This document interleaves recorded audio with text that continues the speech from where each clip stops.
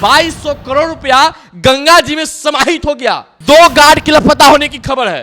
वो 2 गार्ड की जांच कहां चला गया? वो 2 गार्ड। ठेकेदार से इतना रिश्वत लिया जाता है, इतना घूस लिया जाता है, करे भाई कोई खेत बेच के नहीं कुछ बना सकता है। अगर यह पुल उद्घाटन के बाद गिरता, आवागमन शुरू हो जाता तब गिरता, आप सोचिए कि कितने लोग मरते इस पुल के दबने से। बार बार वही कंपनी को आप दे रहे हैं काम।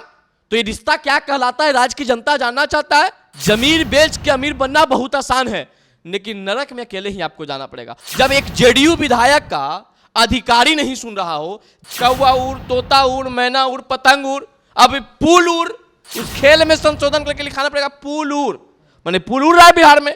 1710 करोड़ रुपया की लागत से बनने वाला भागलपुर का पुल गंगा जी में डूब जाता है। 500 करोड़ रुपया के खर्च से जातीय गणना किया जाता है, वो भी रुक जाता है। हम सब इस बात को समझ रहे हैं कि बिहार की जनता के साथ अनदेखा हो रहा है। इंदिरा आवास का लाभ लेने के लिए 25,000 का घूस देना पड़ता है, तब आपको मानेगा सरकार कि आप गरीब हैं। रेल दुर्घटना और लोगों की भी सरकार में हुआ है, तो रेल दुर्घटना का सीधा सोल्यूशन मंत्रिमंडल से इस्तीफा दे देना नहीं है। केंद्रीय रेल मंत्री जी से मेरा आग्रह होगा, इसकी जांच करवाइए। आए दिन इस प्रकार की घटना घटित होते रहता है। अगर गड़बड़ी नहीं था तो एक ट्रैक पे 2 रेल आया कैसे? कहीं ना कहीं गड़बड़ी है। रेल मंत्री जी से क्या चूक हुआ, रेल अधिकारी से क्या चूक हुआ, जिनकी जो गलती होगी उनको उस हिसाब से उसका खमियाजा भुगतना पड़ेगा। तो अभी इससे राजनीतिक से हट के बाद में जो विषय है, आप संसद भवन में बैठ के उठाइए कि मंत्री को इस्तीफा देना चाहिए, प्रधानमंत्री को इस्तीफा देना चाहिए। बिहार में 1700 करोड़ की लागत से बन रही पुल धराधर नदी में गिर जाती है, जिसके बाद एक के बाद कई सवाल भ्रष्टाचार को लेकर खड़े हो रहे हैं मौजूदा सरकार पे। जवाब भी सरकार दे रही है, लेकिन उस जवाब से शायद लोग संतुष्ट नहीं है। लोग ये कह रहे हैं कि वो पुल पहले भी एक बार गिरा था, फिर एक बार गिरा है, फिर उस कंपनी को क्यों दी गई काम। मेरे साथ बिहार के युवा नेता पुरुषोत्तम राज हैं, जिस कंपनी को टेंडर दी गई, पहले भी एक पोर्शन टूटकर गंगा नदी में गिरा था, एक बार फिर से टूटा है, बड़ी रकम 1700 करोड़ की लागत से। तो एक बिहारी कैसे देखता, चूंकि मामला बिहार। देखिए, सबसे पहली बात है कि इंडिया टॉक के देखने वाले सभी दर्शकों को मेरा प्रणाम, आपको बहुत बहुत धन्यवाद। बहुत बड़ी मुद्दा है और ये बहुत ही गंभीर मुद्दा है, बहुत ही संगीन मुद्दा है। ये समझना पड़ेगा कि जनता के साथ आखिर बिहार में किस प्रकार से व्यवहार हो रहा है। ये हम सबसे परे नहीं है। हम सब इस बात को समझ रहे हैं कि बिहार की जनता के साथ अनदेखा हो रहा है। यह कबूल कर सकते हैं हम। एक तरफ 500 करोड़ रुपया के खर्च से जातीय गणना किया जाता है, वो भी रुक जाता है। और 1710 करोड़ रुपया की लागत से बनने वाला भागलपुर का पुल गंगा जी में डूब जाता है। भाई, आपका पुल गिर रहा है। हमने बचपन से, बिरजू जी एक खेल खेलते आए हैं, बचपन से आप भी शायद खेले ही होंगे, कौवा उड़, तोता उड़, मैना उड़, पतंग उड़, अब पुल उड़, उस खेल में संशोधन करके लिखाना पड़ेगा पुल उड़, माने पुल उड़ रहा है बिहार में। बिहार के इंफ्रास्ट्रक्चर डेवलपमेंट पे लोग इतना खर्च किए होते तो शायद बिहार में बेरोजगारी का अवस्था खत्म हो जाता, बिहार के लोग को बाहर रोजगार के लिए नहीं भटकना पड़ता। लेकिन हमारे बिहार में 1700 और 500 जोड़ लीजिए, मतलब 2200 करोड़ रुपया गंगा जी में समाहित हो गया। ये इसका जवाब कौन देगा भाई? देना पड़ेगा। पिछले वर्ष 30 अप्रैल 2022 को यह पुल गिरा, इस पुल का कुछ हिस्सा पानी में गिरा। उसमें आपने कहे कि बड़े जांच एजेंसियों से इसका जांच करवाया जाएगा, जो दोषियों को उन पर कार्रवाई किया जाएगा। अगर उस समय ईमानदारी से जांच हुआ होता, अगर उस समय ईमानदारी से कार्रवाई हुआ होता, तो मैं दावे के साथ कह सकता हूं कि यह दोबारा पुल गिरने की नौबत नहीं आती। और यह दोबारा जो पुल गिरा, देश की सबसे बड़ी प्रिंट मीडिया अमर उजाला ने खबर छापा है कि 2 गार्ड की लापता होने की खबर है। वो 2 गार्ड की जांच कहां चला गया? वो 2 गार्ड की जिंदगी कैसे बर्बाद हुई आपकी ये गलत की वजह से। अरे ईमानदारी से अगर देखिएगा, बिरजू जी अब जाके सर्वे कर लीजिए, हर एक बनने वाला सरकारी दफ्तर के आप जाके जांच कर लीजिए, कहीं ना कहीं आपको हर जगह दिख जाएगा भ्रष्टाचार। और भ्रष्टाचार इसलिए दिख जाता है, इसमें संवेदक का कोई गलती नहीं है, मतलब ठेकेदार का कोई गलती नहीं है। ठेकेदार से इतना रिश्वत लिया जाता है, इतना घूस लिया जाता है, करे भाई कोई खेत बेच के नहीं कुछ बना सकता है। उसी में से काट छाट के इस कार्य को करेगा ताकि उसका अपना भी बाल बच्चा पेट है उस चला सके। लेकिन संवेदक क्या करे? संवेदक तो आप लोग स्वतंत्र छोड़ते नहीं काम करने के लिए, उनको घूस देना पड़ता है। ठेकेदारी लेने से पहले उनसे कहा जाता है, रकम बांधा जाता है, कितनी रकम लेंगे, इतना % लेंगे, तब जाके आपको ठेका मिलेगा। और यही एक construction company SP Singla company को आप बार बार उन्हीं को काम क्यों दे रहे हैं भाई? जब उनकी काम में अनियमितता बढ़ती जाती है तो दूसरा कंस्ट्रक्शन कंपनी को भी आप काम दे सकते थे। बार बार वही कंपनी को आप दे रहे हैं काम। तो ये रिश्ता क्या कहलाता है, राज्य की जनता जानना चाहता है। भाई, जमीन बेच के तो अमीर बन जाइएगा, जमीन बेच के अमीर बनना बहुत आसान है, लेकिन नरक में अकेले ही आपको जाना पड़ेगा। और जब नरक में जाएगा तो यमराज आपसे सवाल पूछेगा। आज उन नीतीश कुमार जी का अंतरात्मा भी रोता होगा। नीतीश कुमार जी दिल पे हाथ रख के सोच ले, क्या इसी दिन की सरकार बनाने के लिए आप कल्पना करते थे? 2005 के हम लोग को डर दिखाते थे, भ्रष्टाचार का डर दिखाते थे, जीरो टॉलरेंस की डर दिखाते थे। आज आप बताइए बिरजू जी, आप पत्रकार है, स्वतंत्र पत्रकार है, आपको बोलनी चाहिए कि हत्या डेली होता है या नहीं होता है, भ्रष्टाचार हो रहा है या नहीं हो रहा है। आप ब्लॉक में चले जाइए, जिला में चले जाइए, एक राशन कार्ड मतलब एक गरीब होने के लिए आपको 2000 रुपया घूस देना पड़ता है, तब आपको पता चलेगा गरीब है। इंदिरा आवास का लाभ लेने के लिए 25,000 का घूस देना पड़ता है, तब आपको मानेगा सरकार कि आप गरीब हैं। इसमें सरकार की कोई गलती नहीं मानते हैं, लेकिन सरकार के लोग को इन सभी विषयों पर जांच करवाना चाहिए। हर जगह अगर विधायक सांसदों को यह जिम्मेदारी दिया जाता, विधायक सांसदों को यह जिम्मेदारी होता, उनका अधिकारी, उनका जिला के अधिकारी होते हैं या प्रधान सचिव होते हैं, अगर जिस दिन विधायक एमपी का सुनना शुरू कर देंगे, उस दिन हम निश्चित रूप से कहते हैं कि हर क्षेत्र में विकास हो। निर्माण मंत्री का आज बयान आता है तेजस्वी यादव का, उन्होंने कहा कि अंदेशा था पहले से कि पुल गिरेगा, क्योंकि डिजाइनिंग में दिक्कत थी। ये कौन मजाक है? ये क्या मजाक है? मैंने आप उस दिन का इंतजार कर रहे थे, अंदेशा था कि पुल गिरेगा, वाह। और ये पुल 30 जून को, मैंने इस पुल को इसी जून महीने में काम को खत्म करना था, और हो सकता कि काम खत्म होने के बाद उद्घाटन भी उसका हो जाता। तो अंदेशा रहने के बावजूद एक बड़ी खबर निकल के यहां पे आता है, अंदेशा रहने के बावजूद किस बात का इंतजार कर रहे थे? हवा में पुल गिरे। यह पुल उद्घाटन से पहले गिरा तब किसी माल जाल की क्षति नहीं हुआ। अगर यह पुल उद्घाटन के बाद गिरता, आवागमन शुरू हो जाता, तब गिरता, आप सोचिए कि कितने लोग मरते इस पुल के दबने से। तो अंदेशा था, उस समय आपने काम क्यों नहीं रोकवाए? डिजाइन को चेंज क्यों नहीं किया गया?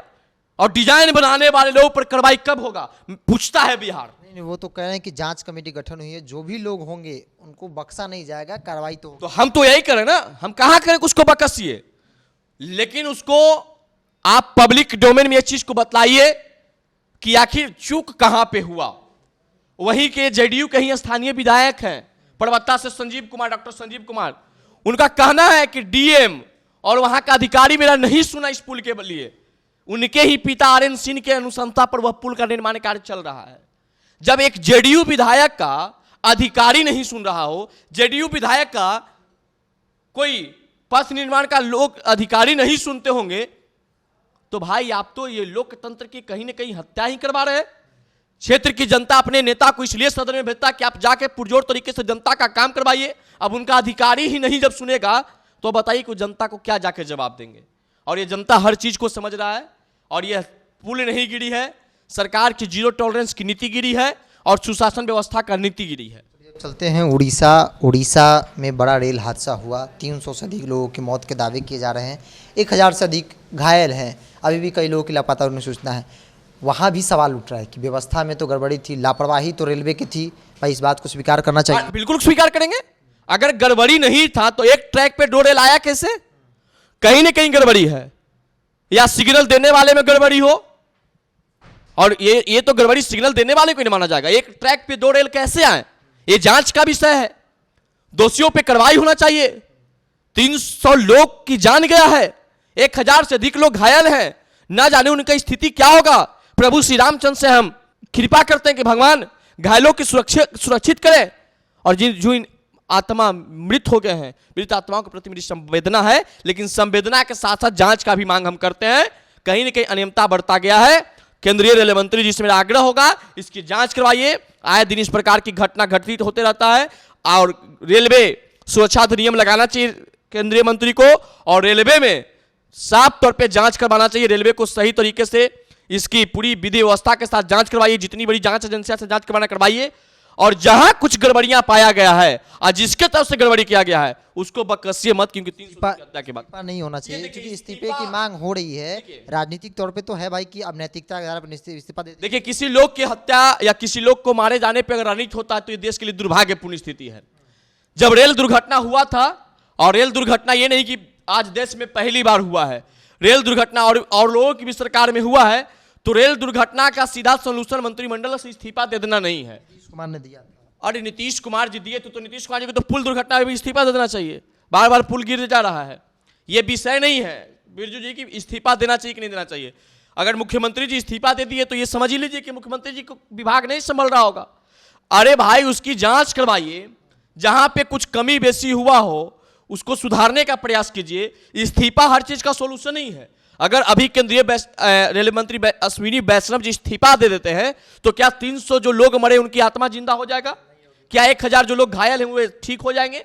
नहीं होंगे। अभी मसला है उन लोगों के परिवार वाले को सुरक्षा देना, उन लोगों के परिवार वाले का ख्याल रखना, अभी ये घायलों का सुरक्षा देना, घायलों को देखभाल करना। अभी राजनीति करना ये नहीं होना चाहिए, अभी राजनीति नहीं होना चाहिए। इसमें पक्ष हो चाहे विपक्ष हो, मानवता के ख्याल से सभी लोगों को वहां घायलों की मदद के लिए पहुंचना चाहिए था, वहां मलबे में दबे लोगों को निकालने की कोशिश करना था। आज हमें देश के यशस्वी प्रधानमंत्री जी और रेल मंत्री जी पे गर्व होता है कि कम से कम घटना स्थल पे जा करके इस चीजों का तो मुआयना कर रहे हैं, दबे मलबे में दबे लोगों को निकाल रहे। वहां के रेल मंत्री जी बैठ के खुद स्वयं, और हर लोग देखिए ममता बनर्जी जी भी वहां जा करके वहां के लोगों को देख रही है, वहां के परिस्थितियों को समझ रही है। तो अभी राजनीति करने का समय नहीं है, अभी समय है सब लोग को साथ देने का। बाद में क्या होता है जांच में, रेल मंत्री जी से क्या चूक हुआ, रेल अधिकारी से क्या चूक हुआ, जिनकी जो गलती होगी उनको उस हिसाब से उसका खमियाजा भुगतना पड़ेगा।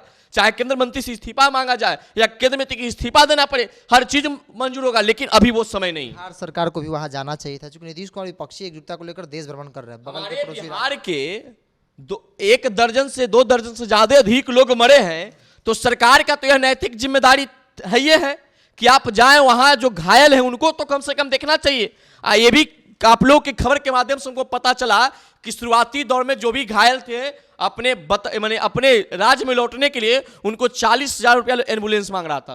हालांकि बाद में राज्य सरकार ने व्यवस्था किया, बस चलवाए हैं, लेकिन उन लोगों को देखना चाहिए जो वहां बिहार के लोग घायल अवस्था में पड़े हुए, उनकी सुरक्षा के दृष्टिकोण से आपको वहां पे जाना चाहिए। जब आप उड़ीसा नवीन पटनायक से विपक्षी एकता के लिए जा सकते हैं तो इतना आपको टाइम नहीं, कितनी बड़ी रेल दुर्घटना हुआ, आप वहां जा करके कम से कम वहां घायलों से आप मिल सकते हैं, जो मृत परिवार बिहार के हैं उनके परिजनों से आप जाकर मिल सकते हैं, उनके आर्थिक लाभ देने का कार्य कर सकते हैं, उनके बाल बच्चे के भरण पोषण की कार्य आप कर सकते हैं। तो अभी इससे राजनीतिक से हट के बाद में जो विषय है आप संसद भवन में बैठ के उठाइए कि मंत्री को इस्तीफा देना चाहिए, प्रधानमंत्री को इस्तीफा देना चाहिए, ये बात क्या अलग मैटर है। लेकिन ये भी बात है कि जिस प्रकार से बिहार में पुल गिरा है, तो जिस प्रकार से नैतिकता की बात बता करके जब रेल मंत्री से इस्तीफा मांगा जा रहा है, तो वही नैतिकता के आधार पर माननीय मुख्यमंत्री जी को भी इस्तीफा बिहार राज्य से देनी चाहिए, क्योंकि अब बिहार इनसे नहीं संभल रहा है, ऐसा जनता को प्रतीत हो रहा है। ये तो बड़ा सवाल इस वीडियो में मुख्यमंत्री नीतीश कुमार से, चूंकि लगातार देश भ्रमण पे है, अलग अलग राज्यों का भ्रमण इसलिए कर रहे हैं ताकि विपक्ष जो है एकजुट हो